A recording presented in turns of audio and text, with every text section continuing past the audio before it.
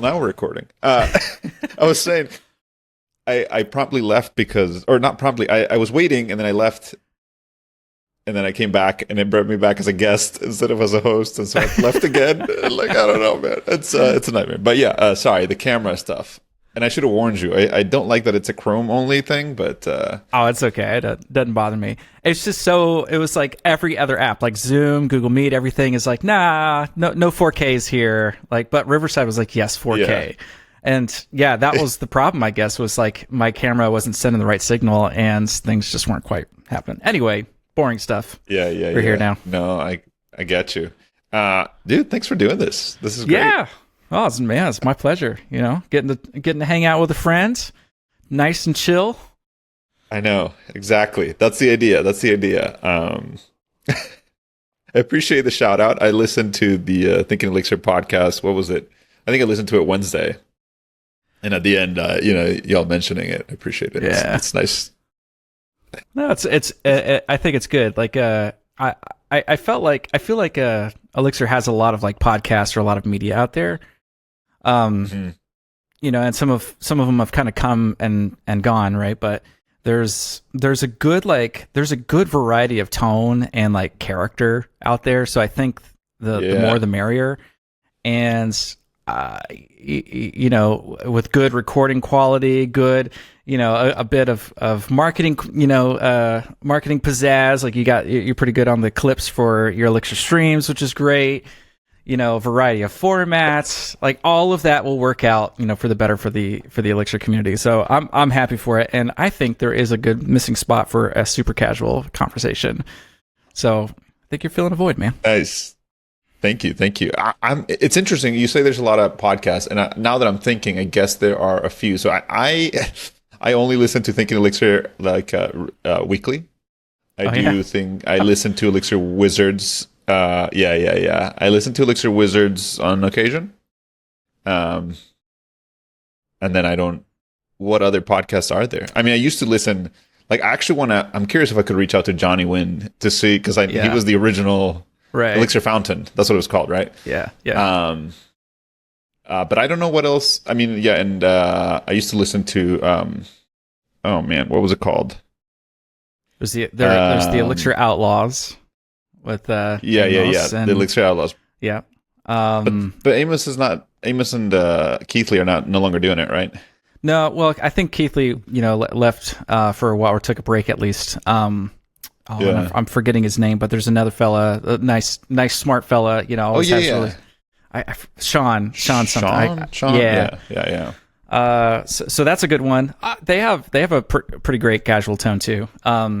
Yeah, that's right. I used to listen to that one all the time. Yeah, that's a good one. That's right. They go on tangents. But they're not producing it anymore, is it? Are they? You could be right. Darn. Oh, maybe I'm just missing it. I don't know. Anyway. But they go on tangents though, like how do you like your Pop-Tart and stuff, which is fine. Yeah. I like that stuff. Yeah. Let's see. There's also the Elixir Mentor.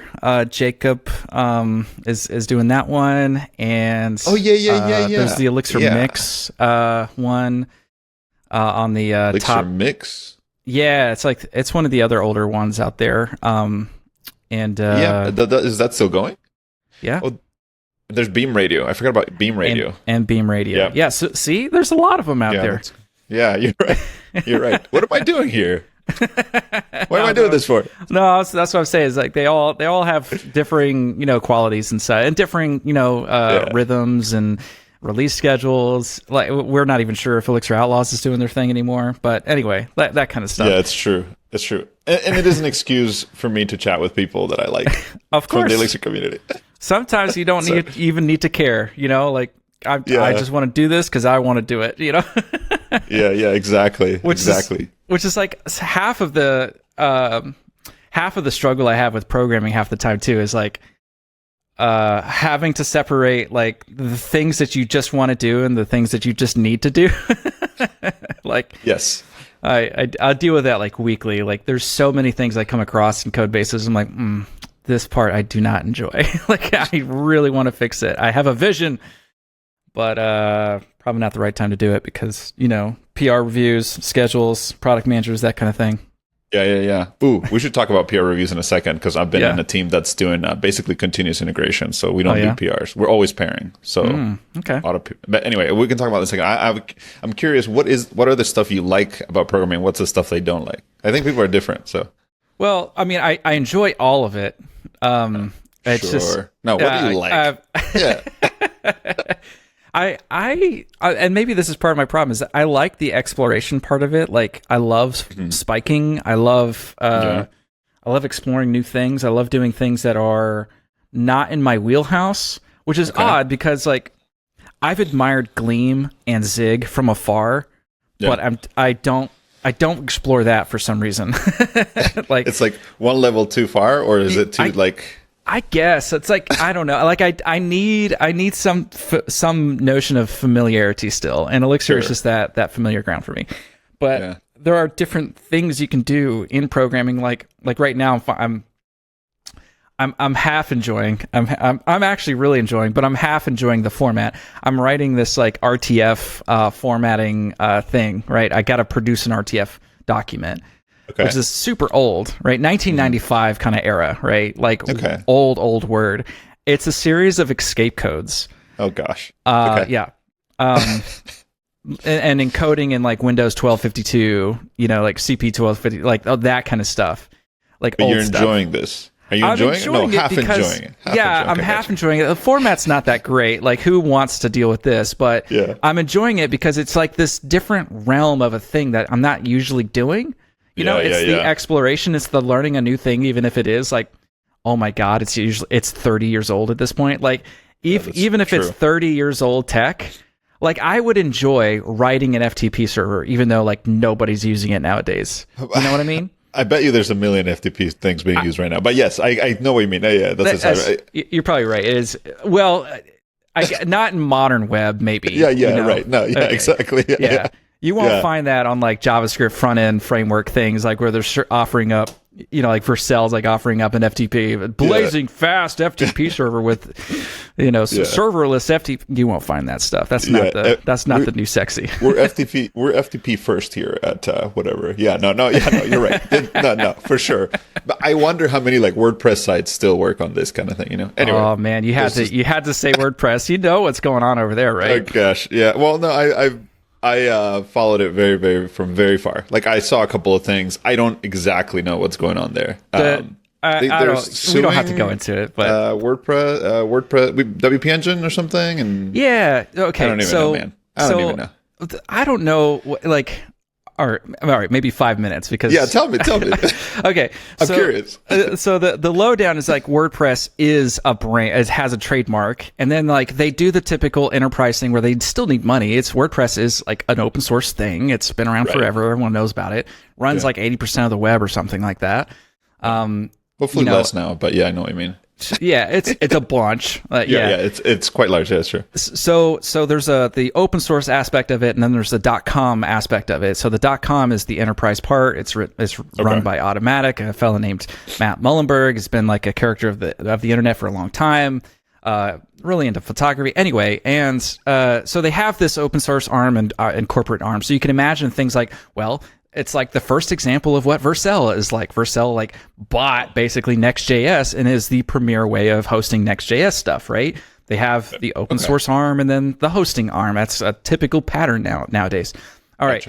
So there's this other company out there called WP Engine. You can imagine what WP stands for, but they are like basically, like just here's the allegation is that they are misusing without paying their fair share, I guess, the WordPress trademark, right?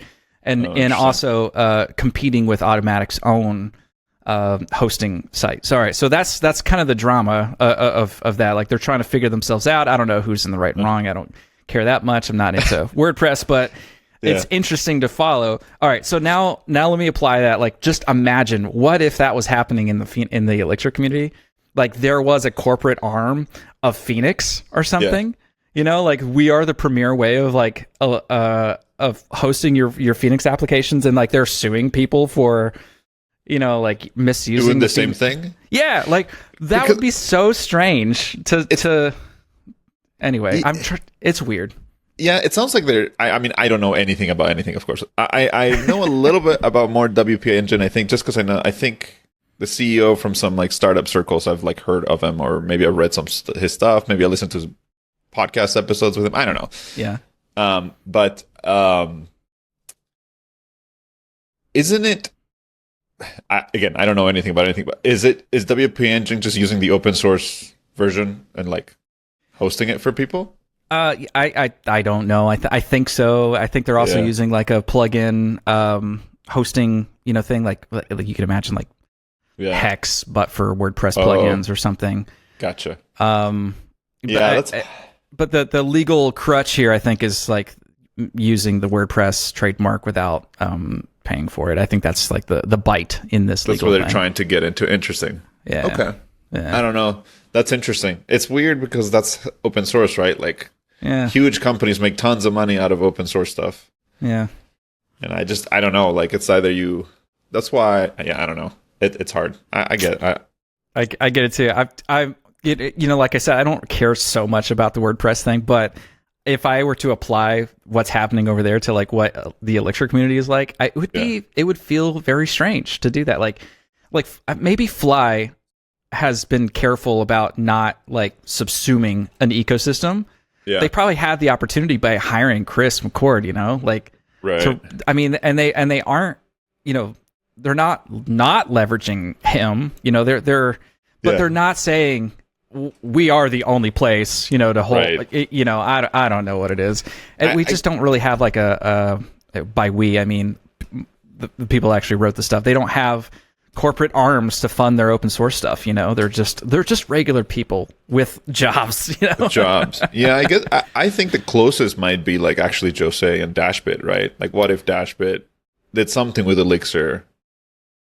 And I worry about, I don't know, not that I worry about it, like stay up at night, worry about it, but it would be a sad thing if like Jose can't make enough money because other people are making a lot of money out of Elixir stuff. And like they can't make enough money to keep the thing going because like they've contributed so much stuff that.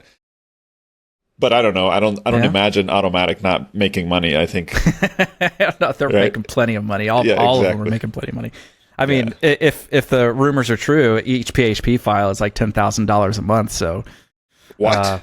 I'm just kidding, but that's it's kind of a meme out there though that I think some fella has like a 1-page PHP file out there that's like unmaintained, and he just makes $10,000 a month off of this like one thing that it does. And it's literally one PHP file. Like it's the worst. Like a plugin or something? Yeah, I don't know what it is. I think it's a site. It's not a plugin, but it's okay. It's probably the most atrocious code you've ever seen, but it doesn't matter because it's making $10,000, and so Lamborghinis, that's what PHP is all about, All the that's right, yeah. All the cars that PHPers buy or whatever it is. Anyway, so enough about WordPress. Oh man, sorry, I totally digressed. I think, but yeah, you were telling me what you're enjoying some of the work you're doing, but some of anyway. So our RTF stuff, it's the format's not fun, but it's fun doing those like other things, those other realms that you don't typically do. Like I'm not doing typical business logic kind of stuff that's kind of generic and goes anywhere. It's like it's something that's not present in the community. No one's asking for it. So who's asking for RTF? But but it's like I don't have it quite organized this way, but there's a possibility that I would be able to open source, like this RTF kind of thing. And I'm doing an interesting thing with it. Like I'm trying to make it like I want to make, I don't have it set up this way, but I want to make this like an RTF Phoenix engine.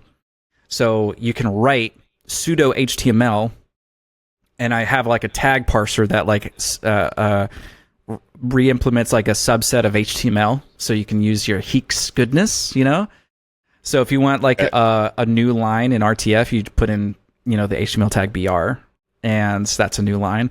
And the tag engine would just convert that to the right escape codes and stuff. So can you explain this a little bit? So you said a Phoenix engine, yeah, like something that you're mounting under like an app? Is that what you're saying? What you mean by engine? No, Or no, what do you mean by not Rails engine, not Rails engine. It's yeah, not Rails engine, right? but a Phoenix like tag engine. So like the parsing for like the Heeks thing. So there's tag engines underneath, and that's how like Heeks is able to know that these are HTML tags, that they have these attributes, and how to escape it, and all that kind of stuff. So yeah, so I would make like an RTF Phoenix version tag of that. engine. LiveView has its own HTML.eex. EEX is its own tag engine as well. Gotcha. Okay, HTML. I didn't know they called it tag engine. Okay, gotcha. But it's basically the EEX parsing and all this stuff, and that's how they. Okay, gotcha. Okay. Yeah, or so I might have that. Now this is making more sense. Yeah. So a tag or it might be just engine with tag handlers or something like that, but the concept's there. And so you're trying to write one of these? Yeah. Well, I don't have it quite set up. Like I'm working on like the core part of like just do the RTF escaping, and then I have like a series of like Phoenix components that will use the encoder stuff, but I have to do weird things that I don't enjoy, like when you do the inner block in a component, like it ends up with a struct, and I need to handle that struct, not like straight up. I need like not HTML. I need strings to work with so I can like parse this into RTF like escape codes and stuff. But I get this like LiveView engine struct or rendered struct, and I need to deal with that. And that's the whole point of the engine and tag handlers and stuff. So I have to do weird things like when I like in a HTML, you do a span, you can do classes in there, and then inside of the span is your text. I have to do a weird thing where I don't have an inner block because I have to avoid that for now. I have to put it in as an attribute of text. And then that's a straight up string so that I can work with the string. And then it's weird. It's weird. Like it resembles a bit of HTML, like what you would be used to, but everything's a Phoenix component. So instead of like angle bracket BR, close angle bracket, it's like angle bracket dot BR, which no one wants to do. Who wants to do dots everywhere? Like that's anyway. Like there needs to be a little bit better handling of that, but and that's what the tag handler and engine is gonna, that's the proper way to deal with that. So you'd have like .rtf.heeks, I guess. I don't know. I guess I don't know. Yeah, I'll figure it out one day, but there's an opportunity here, and I'm trying to work my way to it to have this be like an open source kind of thing. Nice. Because RTF is like it can be supported everywhere. Like Mac can read it, Word can read it, Google Docs can read it. Like everything can read it, but it's just a very basic format. It's like bold and it's weird. Like there's a certain amount of highlight colors. There is a certain like you have to predefine your colors at the top of the document. You can't inline the colors in your RTF. Like it's super old. It's anyway, I find it fascinating. So like the format is junk, but I like I like working with like the encoding stuff of it and like the lower level aspect of like encoding and like converting that into HTML like syntax, that kind of stuff. That is interesting. Yeah, okay, I get what you're saying now. I get what you like about it, I think. I'm not sure that sometimes I feel like I would like those things, but I don't know. I struggle sometimes when I go too low level. I'm like, do I want to do this right now? Is this? I ask that like every other day. But I really want to do this. I really kind of want to walk. Like I don't really want to deal with this. Are you doing this for work? Yes. Yeah, gotcha. So at least there's that. You're not doing it for fun. Fun on the side, I guess. I mean, okay, so yes, I have done things like that for fun on the side. I haven't published this, but I have a CSS parser. So like I convert, like I parse, tokenize everything. The CSS spec. I had the CSS spec open, and I was reading it and like and implementing these things. And I have it in a repo somewhere. I need to come back to it. This was back when I didn't need I didn't have kids that were killing my sleep. Yes, I know that. I know the feeling. The feeling. Is it the like why were you doing this? Like why were you parsing question. CSS? I forgot my motivation now, but I remember now. So I had an email server. It wasn't much, but it was Okay. it was just taken in webhooks from SendGrid or something like that. So like when you receive an email, they send you a webhook. And what I wanted in it was to escape certain CSS attributes because they could be hitting URLs. And I wanted to like smartly see and scrub those URLs, and I couldn't find a tool to do that, and I didn't want to do it in regex. Because who wants to deal with regex? So I would rather write a tokenizer and go through all this other pain. Yeah, absolutely, makes sense. That one checks out. Yeah. So we're familiar with like earmark, right? Which is like the HTML, Markdown. Markdown parser. Parser. You get an AST out of that. So I was looking for something similar for CSS, so I could kind of like walk the tree, look for these attributes that are URLs, and then like take the value of that and scrub it, and then put it back into like normal CSS so it can be rendered in my like think of Bamboo, right? Bamboo. Sorry, is it Bamboo? Yeah, Bamboo, where you have that like sent like email. The email, right? That. So I was implementing that, but like with SendGrid webhooks or Mailgun webhooks, I forget which. And then when I get the email, it's got CSS inlined into it, so I parse it. Yeah. And then scrub all the stuff like the magic pixels and bullcrap in there that they try to get in there and make it. Yeah. I hate it, man. Why do they do that? Why did they? I get why, like they want to track who's open it and whatnot, but do you have a newsletter? No, I've thought this about is completely, sorry, I'm going on a tangent. Okay, because I tweeted about this, and I'm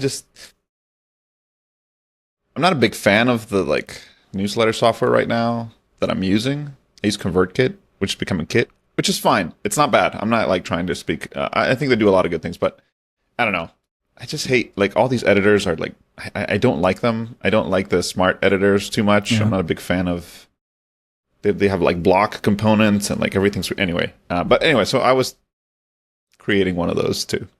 Like an email thing that I connected it to AWS because people said it was cheap. I've never used SES, but spent like a significant number of hours looking for this documentation, which is not great. Yeah. There's apparently 2 APIs, and I'm like, which one should I be using? And the errors were crap. But anyway, so I did that, and then I decided, I don't know, maybe I'll just use ConvertKit. And like, I ended up creating a front for ConvertKit. So I basically like I write it in Markdown, turn it into HTML, send it to ConvertKit. Oh, wow. Yeah. That sends my newsletter emails right now. So, but anyway, I didn't know if you'd run into that, but I like the idea of that CSS parser because I think that would be right. Yeah, I think that would be cool. I think I might use it, like, because that's always the issue. Like, you want to escape all the bad stuff, right?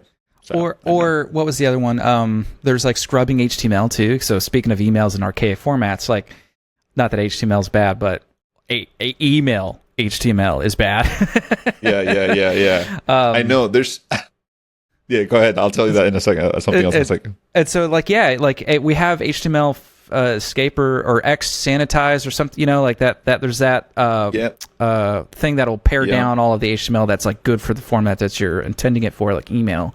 And we don't have like a CSS version of that, and you would need something like that for supporting HTML. Exactly. We've got like pre-mail X, which will help with like inlining things, which is nifty. But that's what I was gonna say. Right? Yeah. But I'm not aware. I just discovered that. Maybe it does more than I realize. I should look at it again, but I don't think it allows you to, like, I don't know if it's smart enough to like tokenize and scrub and remove attributes that don't matter, or transparently like replace with things that are supported for HTML things. Like I don't know. I'd have to look. Yeah, probably not. That would be my guess too. I don't know. And I just discovered that because this is exactly the same issue, right? I was trying to send. This was for the AWS SES thing, I think. Anyway, I was like, I want to write my own CSS, but like, how do we apply it? Because it doesn't work. So that inliner. Well, what did you call it? Premail-X? Premail.ex, right? X. Premail-X. Yeah. Premail-X. Okay. Yeah. That's right. Cool library. Yeah. Yeah. I just discovered that, so that's cool that you used it too. Clearly, interesting. I mean, you should at least make these projects available and get. Are they public in GitHub or are they private? I don't remember. I'll have to make them public, but they're not in a place that can be used. I don't think. Like my tests are failing and stuff. Yeah. Cool to look at, I think. Yeah. So I say that, but I know I keep a lot of repos private because I don't know. Until I have something workable, I want it to be private until I have, that way people don't find it and we're like, oh, what? David Bernheisel made this? Like this must be great.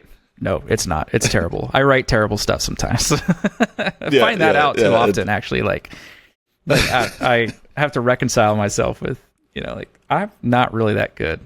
Sometimes I'm pretty terrible at that code sometimes. Nonsense. I can be, for sure. Like every once in a while I have a stroke of luck, but it's I find that, okay, all right, I have this image sometimes of how I go through code sometimes. You remember like old school Internet Explorer thing and JPEGs, and there's like two kinds of ways you can save a JPEG. You can get it to where it gives you the full clarity as it you remember like 56K baud like modems, it would download, you would see the image download in real time and like scan down, yeah. Yeah. Okay, so there was another way called progressive, and so what it would do is it would do it like kind of like a quick sort way, where it would like go through real low fidelity and then go through it again and get a little bit better and then go through again and get better, and then finally you're like crystal clear, as back in 1998 could give you a crystal clear, but like that was the way that JPEGs could, like there's two ways that it would render in the browser. One where it's just like crystal clear and it slowly goes down, or progressive where it would just kind of like go through passes and finally get crystal clear. That's how I feel like I program sometimes. Is like I do not code crystal clear the first time and just go real slow. No, I go like 6 freaking passes before I find something that I'm happy with, and then I have the like internal struggle of like, am I gold plating this? I'm spending too much time on this. Like I just need to ship something. I don't need to care that it's terrible. But like then again, I'm also like ashamed sometimes in my PR reviews. Like I get called out on like stupid stuff, and like I'm ashamed. I'm like, I did that. I can't believe it. Like I left that in there. Like I did not take my other JPEG style like progressive scanning path here and like the second, third pass. Yeah, that's interesting. I don't know. I mean, I would say that the progressive style, right? Not the progressive. The multiple pass one, right? The way you're doing it. That's kind of what I do with TDD anyway, right? Like because you want to write something that works, and then you kind of refactor it, right? To like extract names, improve names, extract functions, like I like to do all that stuff, and I think it's worthwhile typically. Of course, you can go too deeply, right? Like you can go down a rabbit hole or whatever, but I think it makes sense. I like doing that. And I mean, it's okay. I mean, you start low level, you get your like function, you get your unit test passing, but then you have to go like upwards and you realize, oh, I have a leaky abstraction here. Then you got to take another pass, and then you have, And you can take several iterations. If you feel like it's ballooning, right? When something's ballooning, you find a good stopping point package that's then like merge it and then work on the next one. Yeah. What is that thing? Who's it? Maybe Kent Beck? Make it work. Maybe it was Joe Armstrong. Make it work. Make it fast. Make it beautiful or something. Beautiful, yeah, something like that. Someone tell me what that is. But well, sometimes I'm ashamed. Mine never gets to that last one of beautiful. Beautiful. It's half the time I don't even make it to working. Oh man. But I can make it fast sometimes. Like I don't know.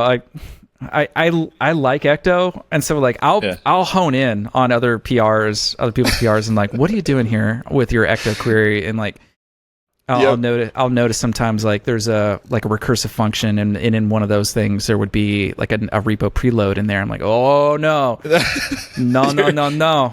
You're the Ecto guy. I see. Like, don't do that. Like you have N+1 here. Like possibly. Kind of depends. Yeah.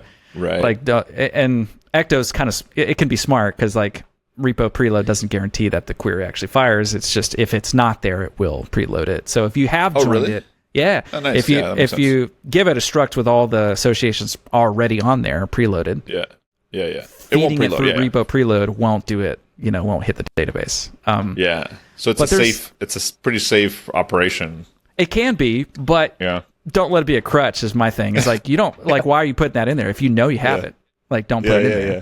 That's fair. That's fair. So yeah, I try to hone in on those things, and like I'll be that guy at that point. I was like, you can get that one query. Here's your big complicated. I'll even like write the query for him sometimes. Like I love it.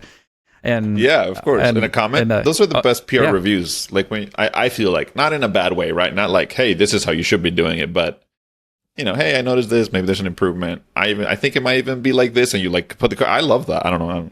I love when people give me that kind of feedback. I'm like, oh, yeah, that's good. Yeah. Copy. Yeah. Commit suggestion. It makes sense. Oh yeah, that too, right? Like that's the new thing, which I guess is not new anymore, but tells you how much I use it. I was going to ask you, how was speaking of Ecto and stuff? I know you wrote that series of blog posts. Is it in Fly? Mm-hmm. Yeah. Yeah. Okay. Speaking of Fly, there you go. Yeah. You're helping them take over the Elixir. No, sorry, sidetrack. But you were also thinking, maybe I shouldn't say this, of writing a book. Was it public? Oh man, no. That's yes and no. So that blog series was just very inspiring, and I have probably a very typical journey, but I was like, no, this needs to be a book. I need a recipe book, a cookbook, because there's so many things that I forget, or I have inklings of remembering something, but I just need a quick way to search it. So I needed like a resource for this. And the Ecto documentation is pretty great in this regard, but there's all those other things that are just like, you know what, like my brain is not working today. I just kind of need something to like lazily research and like kind of pluck out some code and not worry about it, just trust it. Stack Overflow, but like good. You've done the thinking before. You can trust that. Right. Sanity, clear thinking that you've done before. Right, and it's community reviewed. It's kind of open source. So I was thinking I'd write a book, but then I realized I don't go to books like that. Like that's not how I use them. And so the book is probably not gonna happen because I personally wouldn't use it, and I don't have interest in like making money off of that. There's probably no money in it anyway. So I could be wrong, but maybe. I don't know. I hear stories about like publishing and like, you would get there's no money in books. Yeah, that's true. Right. You get 30% of the profit anyway, and or 50% or something like that, and it's the bigger point though is not the money. It's like how I wouldn't use it. Why would I write it if I wouldn't use it? Like what I would do instead is, I was working on a site, safe Ecto migrations, Ecto and prod.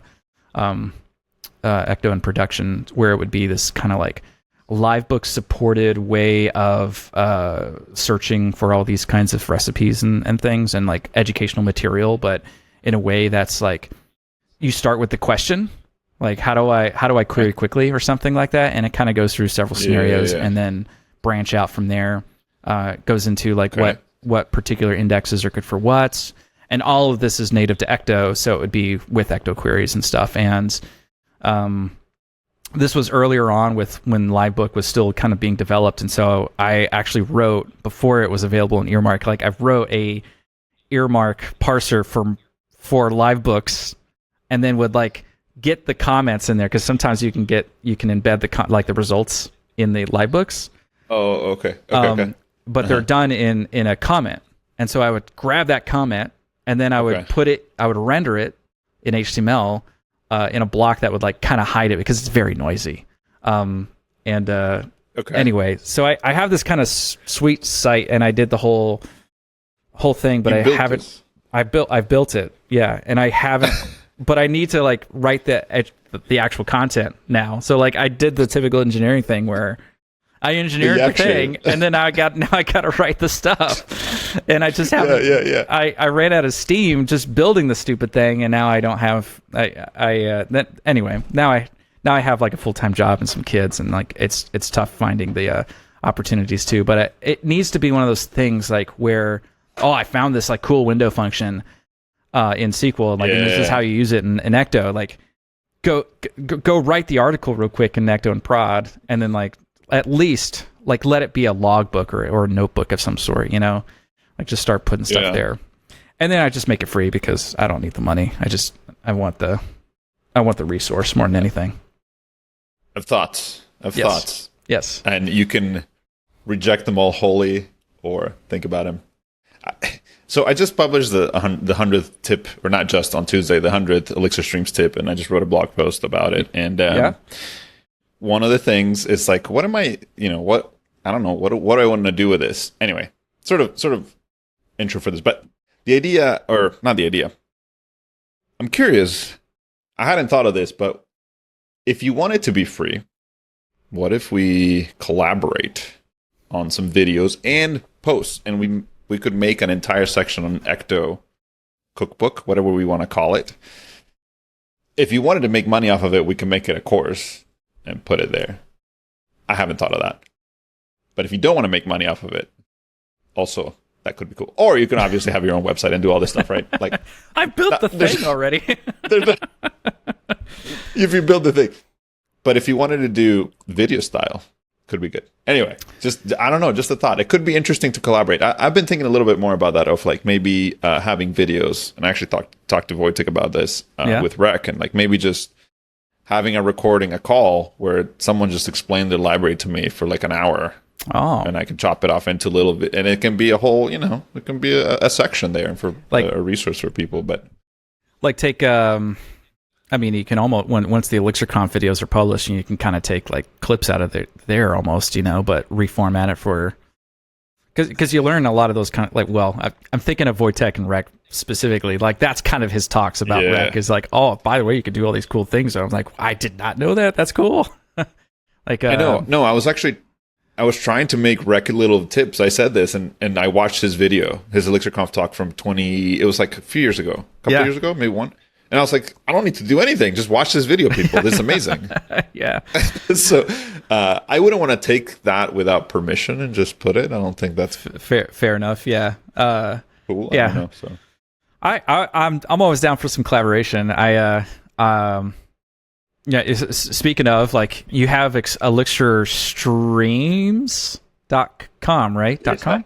Yeah, that's right. Streams.com. I have elixirstream.dev or something, right? Yes. Yeah, I'd forgotten about that. Yeah. There's, and I have a tips section, which is dead, by the way, but I have a tips section too for folks to just like log in with GitHub and submit a tip. Tips. And yeah. What it's mostly used for is a neat like live regex tester, so you can kind of see the regex results. Yeah. And then there's like, I kind of need to rewrite it, but there's that generator diff thing. So like when you're upgrading Phoenix. Oh, yeah. It's not the Phoenix diff one. You have one that's like for any libraries, right? Or no?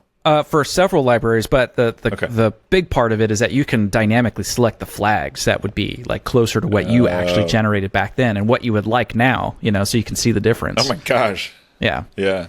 I mean, that's cool stuff. It's pretty. I'm sorry that I chose that. I remember looking for things, and I was like, Elixir Tips was my original, but there was an Elixir Tips Twitter account or something, and then I was like, oh, there's no Elixir Streams, great. And then I forgot that you had ElixirStream.dev. I think I have Elixir Stream, not intentional, like at on Twitter too. I just don't use it. Oh, really? Anyway, so there's enough overlap there. I would be down to like, because I'm not actively. I mean, I do update the ElixirStream.dev periodically for the generator stuff. To trying to keep up with like Phoenix.new. In fact, I think there's a couple new flags that might need to go back to it, but it's fairly easy to just pop in and like add a couple flags. It's allow listed to like the flags for security reasons and stuff, and because it's using Docker and so, like I don't need people throwing random flags into stuff that gets into a Docker image and stuff. So like the way it works is it's hosted on Fly. You're doing this real time? Yeah. I thought it was like a pre-done thing where you had. Oh my gosh! I did the math, man. Okay. It would be like billions of combinations with all of these like flags, and between all the versions and all the flags, billions. Like it would take like 100 years for it to ever like complete the whole thing of that, and then I got to store it. So no, it's dynamic, and so you it's hosted on Fly. It's with an image that has Docker in it, right? And so it has the Docker daemon running, and when you select all of your flags and combinations of things, it queues an open job. It's limited to one. That's how I'm like rate limiting this. that OpenJava runs. It's it's running the commands in Docker. It mounts it has a series of commands that it runs inside the image, and then it mounts the actual generated files, and it runs git diff on it, and it takes that diff, converts that into HTML, and it stores that on the local file storage system, and then streams that in chunks to the browser. And then the next time somebody comes in with that same combination of things, it is cached. That HTML is cached, okay, so it just runs right away, because there's going to be common ones, and no one needs to wait for it every single time.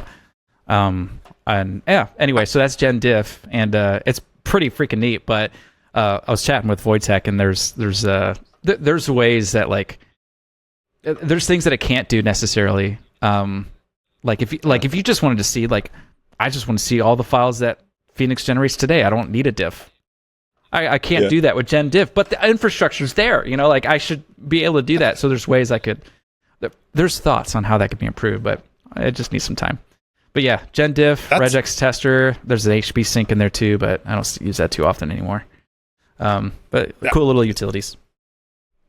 So you're hosting you're doing you said Fly, right? Yeah. Do you pay money for this? Like, people use it and it's like, cost any money? It's not much. They're cheap. It's like $10 or something at most, and it's only money because I have, like, other things on Fly. Like, if I were only doing that, it'd all be free, I think. Interesting.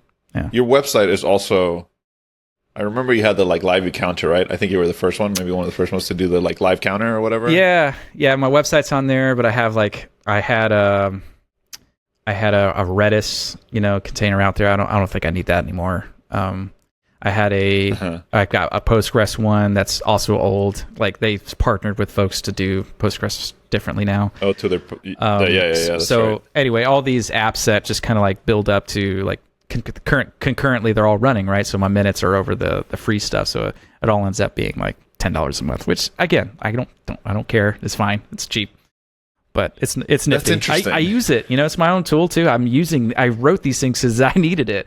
I needed my own regex tester. I didn't want to go to the other ones that were, like, all about JavaScript or Perl. I wanted I wanted like Elixir stuff. Elixir specific. Yeah. And it was good exercise for LiveView, because I think I wrote that back when, like, LiveView was, like, first announced and stuff. So I wanted a practice ground. Yeah. Man, sorry. I'm like, I'm always afraid of the potential cost, right? Because these things, I guess it wouldn't. You wouldn't necessarily. It's not like an unbounded cost. Maybe your website just couldn't handle the traffic. I don't really know. So, like, most of my websites, like my public-facing websites, my blog posts, my Elixir streams, they're all static websites, because then they just get hosted for free. Like, I put them on Render. You could put them on whatever, right? And in Elixir streams, I thought about, like, moving my testing LiveView course in there, because there's things that I want to do, and potentially, if I do more courses, I'll do that. I'll move them into Elixir streams and actually make it into a Phoenix app and all this jazz. But I always just wonder, is how expensive is it going to be to host versus, I don't know. Right now I host my video somewhere else, but even my blog post, right? Like, I saw the live count and I was like, this is cool, but, like, I don't know. I guess I'm just doing static site. Yeah. I had it on. You don't feel Gatsby. Like, oh gosh. Gatsby. It's dead now, right? But I had it on Gatsby, but even before it was dead, it was. I just didn't care. I wanted to write what I wanted to write, and I wanted to write LiveView. And back then, it didn't cost me anything. So I was just like, again, it was just another testing ground of, like, I just want to try things out. And again, LiveView was just a new thing back then, and that was a good safe space that had no risk to it. And who cares? It's just my my blog. Yeah, it's your own. Yeah, that's a good way to see it, and a pretty good point. I don't know. I guess I always worry about the expense unbounded. It's not. I mean, it's not like my blog. It's not like my blog gets, like, millions of hits right. And a week. So even if you get slash-dotted, like, I don't know. I don't think it's a big deal. It's probably fine. Yeah. I mean, you would get, if you got slash-dotted, like, and you had LiveView going, like, everybody's getting the socket. So you would need some. Your memory starts going up, but be smart about what's in your socket. But So my blog, by the way, doesn't load all the posts like and leave it in memory. It is a temporary assign, I think. So it would load the first time and then drop it, right? But the other thing is like on the system level, the number of sockets that can be open. You know, like there's a default for Ubuntu or Debian, I forget what it is. So if you got slashed out, you'd hit that limit pretty quickly. So I think there's like, there's those little things that you got to worry about, you know, because you got a running app. Yeah. But exactly. Again, blog posts, home page. Yeah, it's fair. Do you write them in Markdown or do you have to write HTML to write the blog posts? I use Earmark there, so I write them all in Markdown, and it converts it compile time. Yeah, I mean, there's almost nothing that's in runtime. It's just Phoenix, really, and LiveView. Right. Like the posts themselves are all compiled. Yeah. Gotcha. Okay. And easy. Okay. Yeah, so there's front matter and then regular old Markdown in there. And every time I deploy too, I have like CI tasks that will like check all my links. Like the assets, I'll generate the images, you know, at compile time too. The blog title images and stuff. So the sharing part of the SEO part of this, all that's happening at compile time because it just doesn't need to be at runtime. I don't deal with it that often. Right. But yeah, CI task will check that my links are still good, so I know when things like move or break or something. So that way I'm not like inadvertently sending people to dead ends. That's pretty cool. Interesting. Okay. Cool. Yeah. I like that. Yeah. Maybe I ought to consider. I don't know.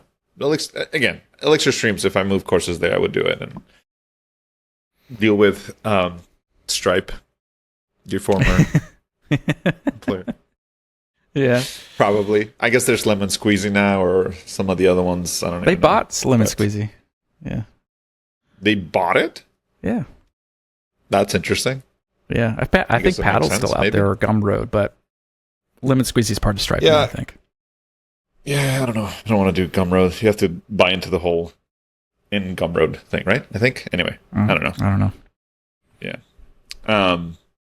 So before we head out. So I think we'll probably have to run out. I appreciate your time. Tell me more about your kids. I know you the pain of lack of sleep and inability to just do coding or stuff like that on the on all your spare time. But the question is, have you found the structure the kids provide beneficial? Like, are you more effective in the time or no? Is this like a does that make sense what I'm asking? Yes and no. I mean, there's okay. For example, this morning, my daughter, 2 years old, woke up at 6, crying.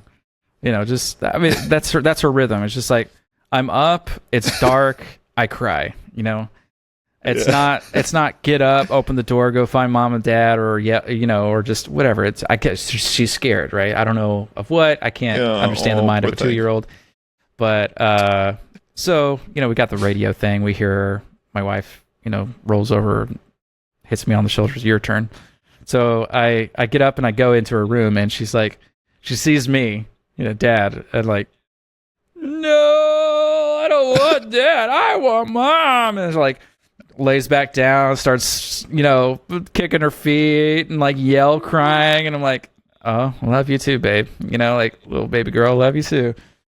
So, trying to like keep her quiet. Anyway, so yes, mornings get wrecked half the time for one reason or another. And if it's not her, it's my 4-year-old boy, sweet boy. Both of them are really, really nice. But as far as structure goes, no, there's at least in my case, there's as far as scheduling goes, they have preschool on this day, that day.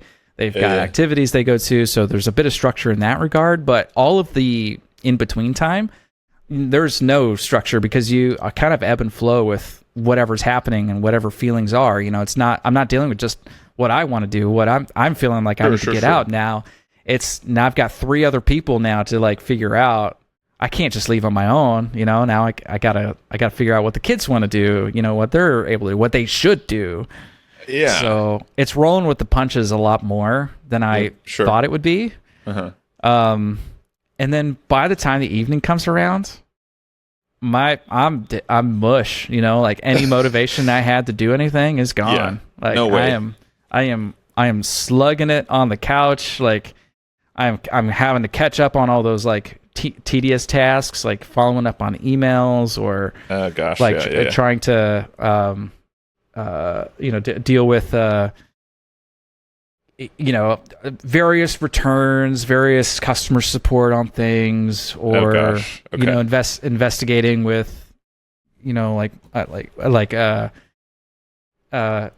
the house chores, like Well, yeah, somebody's got to do the dishes and the laundry and cleaning up after all these little pigs, like anyway, so no. Yeah, yes and no. There's some structure, but all the free time is kind of rolling with the punches. You kind of do what you got to do, and then you got to deal with everyone else's feelings, not just yours. Yeah, for sure. Yeah, I guess free time goes out the window, right? Like, yeah. I just didn't know if like in the work time, I feel like my work time is very structured because outside of work time, I have like, right, again, like it's everybody else's time. Yeah. But because of it, I'm like I tend to, not always, I tend to be more effective in each hour that I have for work time kind of thing. Like I only have an hour to do this thing before I might have my client work, right? So I'm like, I got to get in there and record this video because I don't have more time, right? That kind of thing. So anyway, I don't know if you had that experience. I feel like that's been my experience. Because when I take a week off or something and I'm like, oh, I'm going to do like 10 million things.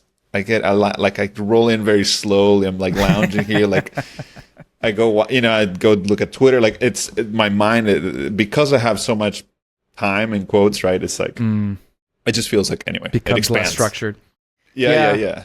I can definitely see that. So there's moments of that, like, I've got an hour, I got to focus on this, Yeah. Like I had some outside chores I needed to do, and so I had an hour. I'm like, okay, got to do it in this 1 hour.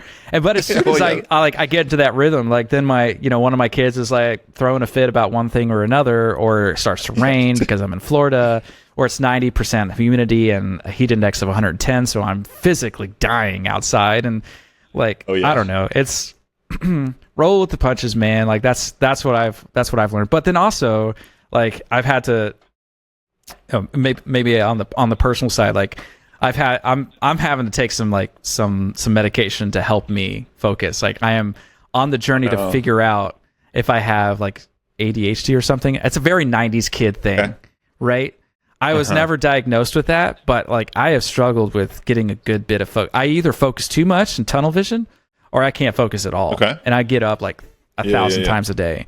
So it's sometimes it's so that's a maybe that's other people have that same struggle, but I've for the last 10 years I've been trying to figure out like what are good techniques for me to like focus and know when I get out, when to get out of focus when I do have it. That's the other thing too is anyway, so the journey of 10 years of trying to figure that out, and no amount of structure has really helped me, I effectively at least. Yeah, that's super interesting. So it could be biological. I mean, I don't know. I have days where and I don't think I struggle with this. So I'm not trying to say it, but I have days when I just can't keep focus, and I always get up. And one of the downsides of working from home, I'll go to the kitchen and like go find some food or whatever. Right? It's like I'm just eating because I'm bored. I'm just eating because I don't want to do this thing, right? But I find that my focus, I don't know. I guess I focus when I'm enjoying, right? It's probably when you're enjoying what you're doing, it's like easy to be focused. And if I have something that I don't want to deal with, like something at work or some like problem or whatever, I totally find that. Or if I'm like in a very nebulous research phase, or sometimes if I'm like I don't know. I like interaction with people. I think I'm introverted, but I definitely like interaction. So I've been pairing a ton. The client I'm working with, they're basically 100% pairing, so we pair all the time, and it's been great. I took a week off the other day to do my own stuff, and I was just kind of aimless. I was like, I need that kind of human interaction. But anyway, regeneration time. I don't know where I. Yeah. Do you feel like that constant pairing, that social interaction, like at the end of the day, like you're more mush than usual? I don't know, man.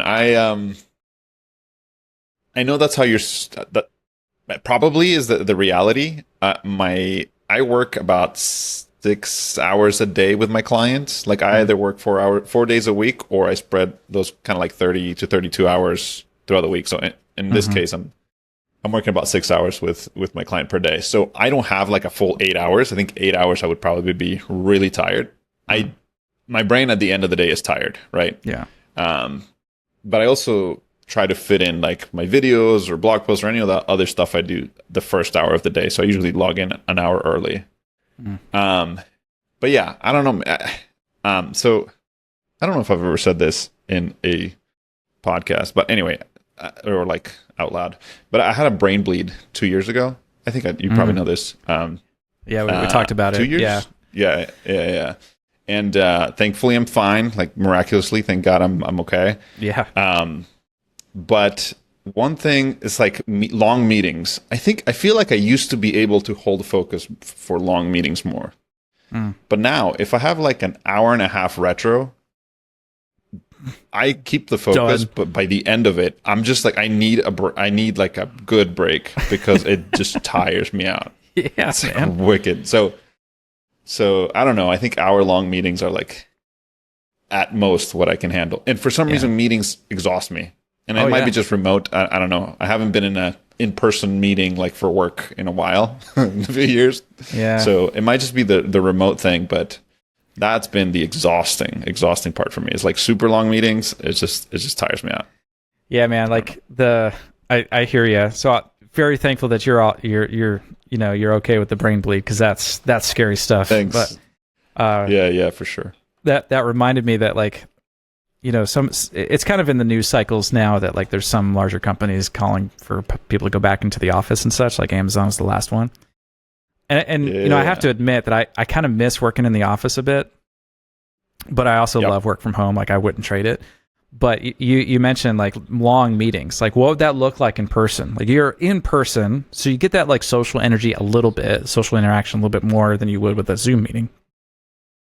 But like I am a different man now in meetings, because Zoom allows me to have more tabs open and still kind of like appear to be paying attention, But if you can't do that in person, No, you can't. And so like what would meetings be like? Is that a good thing or a bad thing? That's definitely a bad thing. But on the other hand, like I'm still like, all right, it's a bad thing in some meetings, and in other meetings it's like, who cares, because I don't really need to be at this meeting. So probably a different problem there. Like, why am I at this meeting? Like get out of it. Just decline it. But the other thing is, if I am in the meeting, like I can kind of continue with some of the tedious work that doesn't really need a lot of brain power. Like I'm just like refactoring some functions, trying to grep some things and replace words or something. Like I don't really need to put my mind into it, but I'm also passively listening to what's going on. So like, I mean, passively listening, not the great thing in a meeting. So like, I admit that sucks, but on the other hand, like I'm not completely wasting my time being in this meeting and like listening for keywords. Anyway, the other thing I miss though is like the walks, because Thoughtbot was really good about this, and I don't do this myself. I need to, but you're just much more liable to, much easier to get out and walk, and I need more of that. Get that like background thinking in your brain to solve that problem that you're chewing on and stuff. And getting coffees. Like I miss coffee that walks. So much. I know. So same at Thoughtbot. That was the best one. We'd go around what was it even called? What's the main? Anyway, it doesn't matter. I think it might require a little bit of creativity, but I think that's possible. So I was just thinking, like, you should just have a person. I'll be that person if you want, because I need more walks. I take my daughter to school walking most every morning. And that's such a huge blessing, because if I don't, sometimes I'm inside the house the entire day. Like because I'm like, oh, this is my world, my computer. Yeah. And then I don't go out for that. And then sometimes like my wife's already gone by the time I get out of work. So I grab the kids and like, we're home because, well, we only have one car too. So we're like, I'm not going to go anywhere. But anyway, going back to the point I was saying, phone call. I used to do this sometimes when I started working remotely, and I still worked at Thoughtbot. I would have like one-on-ones on the phone with my manager, and it was great. We would just like chat, and we could go on a walk together remotely. It was a little weird at first. It felt kind of dumb, but it was actually just fine. It was great. So that's great. Yeah, that's a great thought. One of the realities of living in Florida, where it is like 95% humidity all the time, though, is that even though like all that sounds great, once you're out there walking in like 110 degree index in the middle of the day, because that's when you're coffee walking, you're like like within 30 seconds you got sweat, dripping down your back, already, and it's I'll speak for myself. Yes. Like you're overweight now. You haven't worked out in a decade. Like you're ashamed that like you're already breathing heavily because you're just walking down the driveway. It's like so what are you working on today? Like it's like gosh, anyway. totally, yeah. I know. It's not that bad, but it feels like that sometimes. No. I lived in Florida. You're not exaggerating. I used to live in Florida. You're not exaggerating. The humidity, it's just like someone just punched you in the face. That's what it always felt to me. Like you walk out and it's just like immediate sweat. Yeah. And yeah, that's why I feel like in Florida, you live from AC to AC, right? You you go from your AC car to your AC house to the AC store or whatever because you need to. And Atlanta, to a large extent, is like that too. So I can't be hot. But I don't think the humidity is as bad. Yeah. But you know what? Maybe we just, and I sweat a ton too. I'm like terrible. So, so maybe the trick is you gotta wear different t-shirts or whatever. Like you go and walk and then change later. But also something I've been trying to convince myself is like sweat's good. Sweat's good. It's like it's a good thing for my body. I should be sweating. So that's actually very true. Yeah, when I walk. Makes me feel ick, but you are absolutely right, and none of that's a reason not to do it. It's just, of course. Yeah. All right, well, yeah, man, and for all of our other Elixir friends out there, I think I think that probably relates a lot too. Finding a virtual walking buddy, a good old fashioned phone call with somebody. That little app that you no longer use. Yeah, is probably a good thing. Like you don't have to do it all solo with virtual people via podcast or something. But you know what? On the other hand, a little bit of quiet time is probably not a bad thing. I think just a good walk is a good mode of that's true. Changing up your thoughts. Yeah, that's true. Sometimes, like maybe someone will be listening to this and hear this, but sometimes good to just turn off everything, Just be quiet for a little bit and like not have headphones on or whatever. Yeah. Anyway, visually too, like everyone's computer screens are like, a foot in front of them. So it's good for your eyes to focus on stuff on the way out there too. I'm far away, right? Yeah. I know. Yeah. That's really key. Need that break anyway. People need to do this, and we should do it. I mean, I always think about these things. I don't know why. I'm like, let's make a website where people can go and find their remote and whatever. We don't need that. Just find somebody whose phone number you have that you can. Yeah. We don't need tech to solve this. We need old fashioned stuff here. Yeah. Exactly. Indeed. Oh, David, thanks so much for doing this, man. I really appreciate it. Well, it's good fun to catch up. Yeah, good to listen to. Good to catch up, and I look forward to your other conversations. It's good to just kind of hang out with folks. Talk about whatever's on your mind. Yeah, absolutely, and I'll have you back soon. We got to catch up again. I don't know. There's plenty more to talk about, but or we can get you on Thinking Elixir too. Come always happy to go, man. Always happy to go. Yeah, for sure. Well, I actually want to talk to Mark because I'm sad that I didn't get to meet him. Like this has happened multiple times where I go to ElixirConf and I know he was supposed to go and now he's doing his secret thing. So I'll bring him over here to talk about his secret thing. Yeah, it's not. Oh, I didn't even know. Oh, well, I'll have to come. Okay, sorry, I may have spoiled it. So tune in next episode, I guess, on Tuesday. There you go. You heard it here first. Listen to Thinking Elixir. Cool, man. Well, it was good chatting, man. Thanks for doing this. All right, yeah. All right, thanks, man. I'll talk to you later.